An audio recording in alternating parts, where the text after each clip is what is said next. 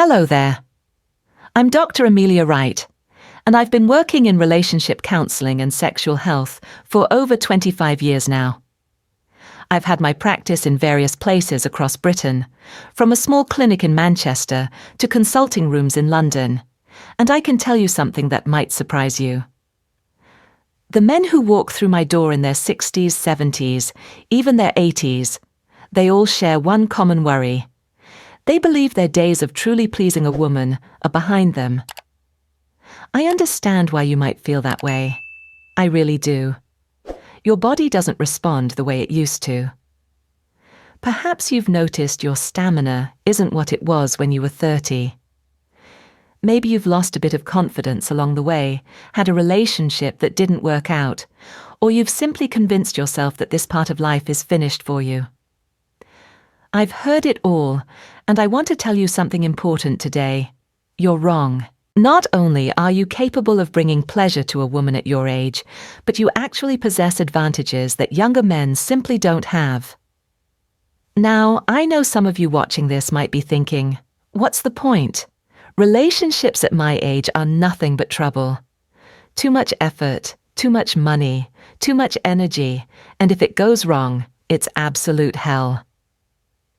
I've heard this sentiment more times than I can count. And you know what? I understand where it comes from. Perhaps you've been hurt before. Perhaps you've seen mates go through messy divorces or difficult breakups later in life. But here's what I've learned after a quarter of a century in this field. The men who approach relationships with fear and resignation end up lonely, whilst those who embrace their natural gifts find profound connection and joy, even in their later years. So today, I want to share with you what I've learned about touch, intimacy, and the unique power you possess as a mature man. This isn't about performing like you're 25 again, it's about something far more valuable. Let me start with something that might seem counterintuitive. The physical changes you've experienced, the ones you probably see as limitations, they're actually working in your favor. When you were younger, you likely relied on energy, enthusiasm, and frankly, a fair bit of fumbling about. Most young men do. They're in such a rush to get somewhere that they miss the journey entirely. But now you've got something different. You've got patience. You've got the ability to observe. You've got emotional depth that only comes from living a full life. Research from the University of Cambridge has shown that while skin sensitivity may change with age, the capacity for emotional connection through touch actually deepens over time. What this means in practical terms is that the quality of how you touch becomes far more important than the vigor or frequency. And here's the beautiful thing. Women, particularly women of a similar age to yourself, respond far more powerfully to thoughtful, attentive touch than they ever did to youthful enthusiasm. I remember a patient of mine, a lovely chap called Jeffrey from Leeds. He came to see me absolutely convinced that his marriage of 40 years was effectively over in the physical sense. His wife had been through the menopause. He was struggling with various health issues, and they hadn't been intimate in nearly 3 years. He told me, "Dr. Wright, I think we've just got to accept that this part of our lives is done." But when we talked more, it became clear that what had really disappeared wasn't desire or capability. It was confidence. He'd stopped trying because he was afraid of failing. I worked with Jeffrey for several months, and the transformation was remarkable. Not because I taught him any fancy techniques or gave him medication, but because I helped him understand that his hands, after 72 years of life, carried something precious.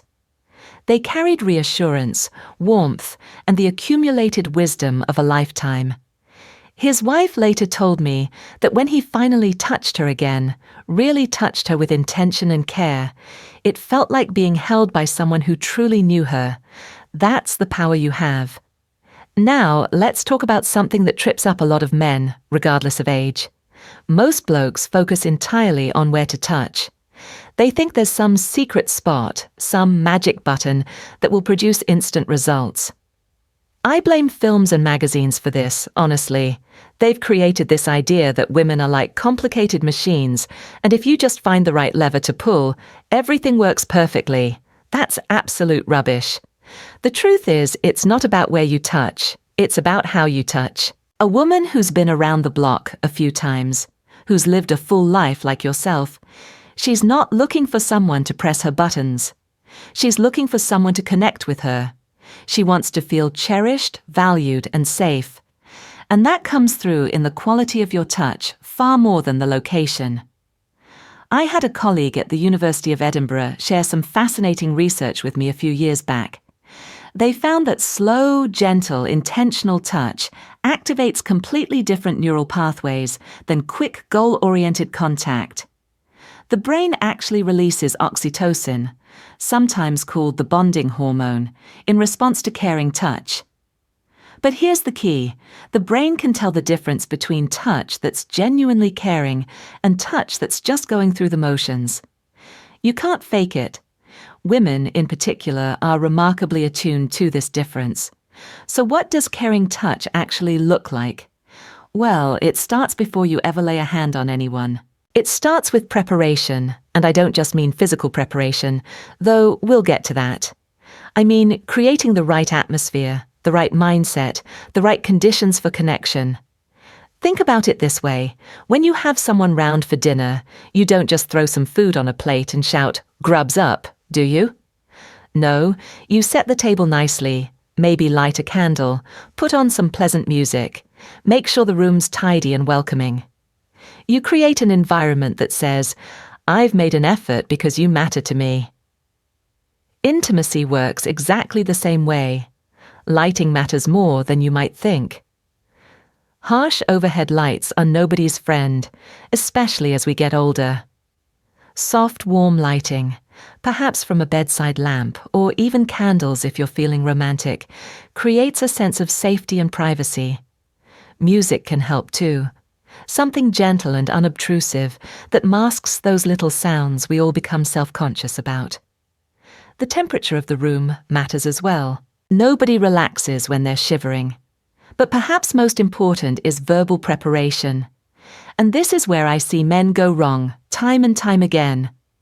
They assume that intimacy should just happen naturally, without discussion. Maybe that worked when you were teenagers fumbling in the back of a Ford Cortina, but it doesn't work now. You need to use your words. Something as simple as asking, "Would you like me to give you a massage?" Just to help you relax, nothing more unless you want it, can make an enormous difference. That question does several things at once. It asks for consent, which makes her feel respected. It sets clear expectations, which reduces anxiety. And it opens a door without pushing anyone through it. You'd be amazed how many women have told me that being asked is itself arousing, because it demonstrates consideration and care. Now, assuming she's said yes, let's talk about the practical business of touch itself. First, have a look at your hands. I mean, really look at them. Are your nails trimmed short and filed smooth? Nothing kills the mood faster than being scratched by a jagged nail. Is the skin on your hands reasonably soft? I'm not suggesting you need hands like a baby's bottom, but if they're rough as sandpaper, invest in some hand cream and use it daily. These small details matter because they communicate something important. You've thought about her comfort, not just your own desires. When you begin touching, forget about your fingertips for now. Use the whole of your palm, the fleshy part at the base of your thumb, the broad surface of your fingers. This distributes pressure evenly and creates a sensation of being enveloped rather than poked. Think about how a cat likes to be stroked, with long, smooth movements that cover a broad area, not little jabbing motions. Humans aren't so different, really. The speed at which you move is crucial. Slow down, then slow down again. Whatever pace feels natural to you, halve it. Most men move far too quickly, and it's usually because they're nervous or because they're focused on reaching some destination. But there is no destination. The touching itself is the point. Each stroke, each caress, each moment of contact is complete in itself. Pay attention to your breathing whilst you do this. If you're holding your breath or breathing shallowly, you'll transmit tension through your hands. Try to breathe slowly and deeply, and you might even try to synchronize your breath with hers. This creates a subtle but powerful sense of being in rhythm together, of moving as one unit rather than two separate people. Now, here's something many men don't realize. You need to be constantly reading her responses. This is where your life experience becomes invaluable. You've spent decades learning to read people, understanding unspoken communication, picking up on subtle cues. Use those skills now. Watch for the small signs. Does her breathing change when you touch a particular area? Does she lean into your hand or pull away slightly? Do her muscles tense or relax? Is her face softening, her lips parting slightly, her eyes closing? These are all forms of communication, and they're telling you whether to continue what you're doing, do more of it, or change direction entirely. Some areas of the body are more sensitive than others, of course. The inner arms, the back of the neck, the lower back, the inner thighs. But sensitivity varies enormously from person to person, and it can even vary from day to day in the same person depending on her mood, her stress levels, where she is in her cycle if that's still relevant, and countless other factors. This is why reading her responses matters so much more than memorizing some map of erogenous zones. When you do move towards more intimate areas, do so gradually. Don't jump from rubbing her shoulders to grabbing her breasts. Move in stages, always giving her time to adjust, always checking in with those nonverbal cues. Build anticipation. Let her wonder when and if you're going to touch her there. The anticipation itself is pleasurable, sometimes more pleasurable than the actual touch.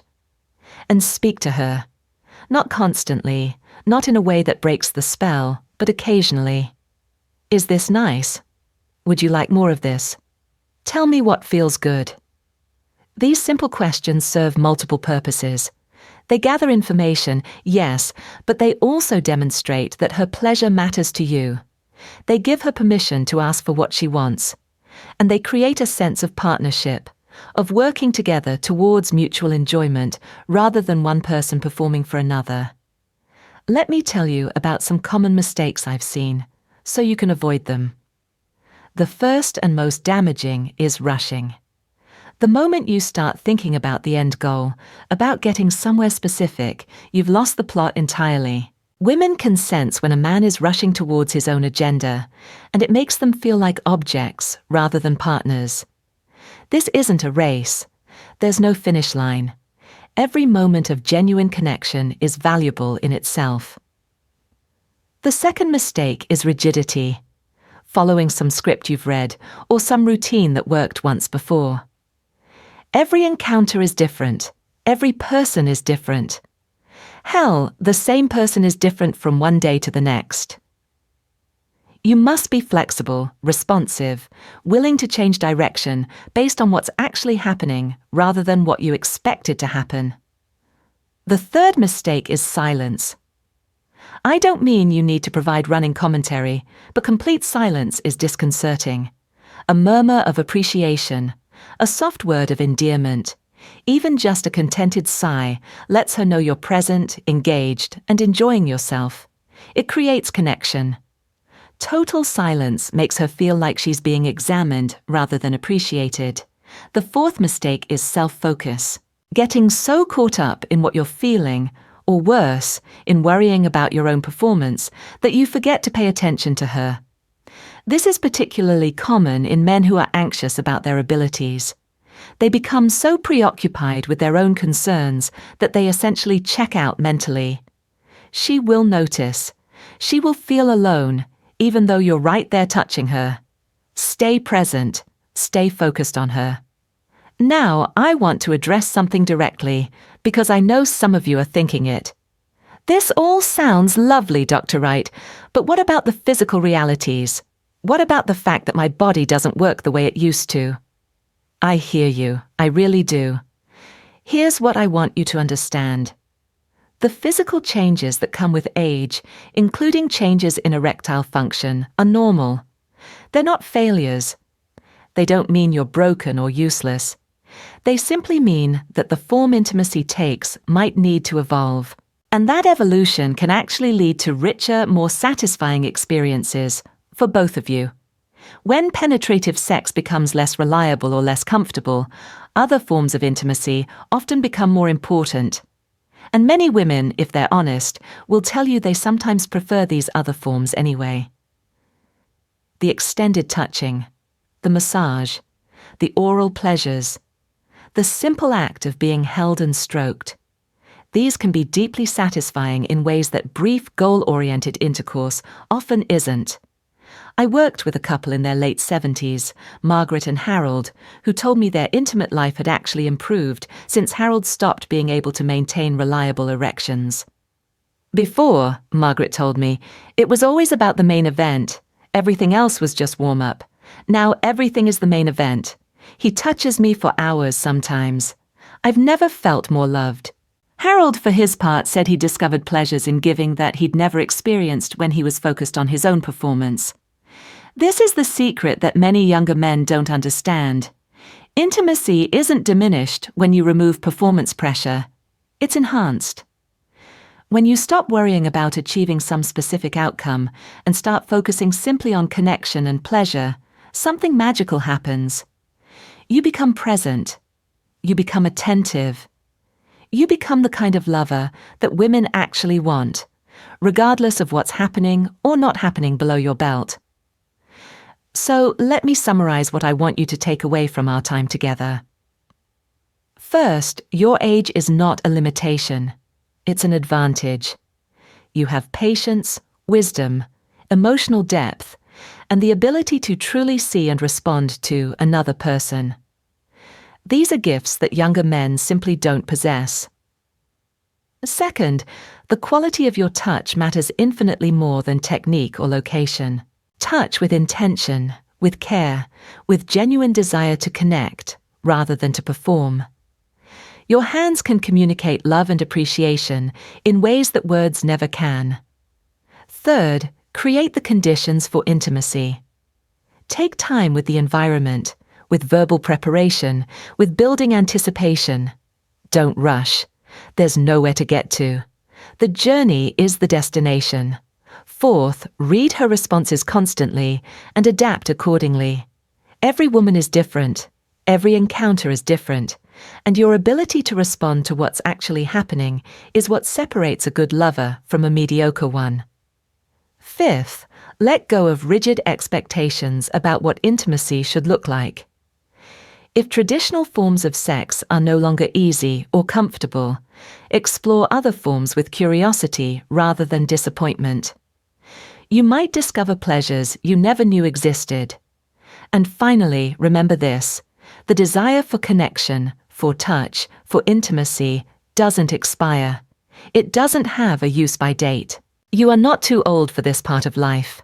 You are, in many ways, perfectly positioned to excel at it.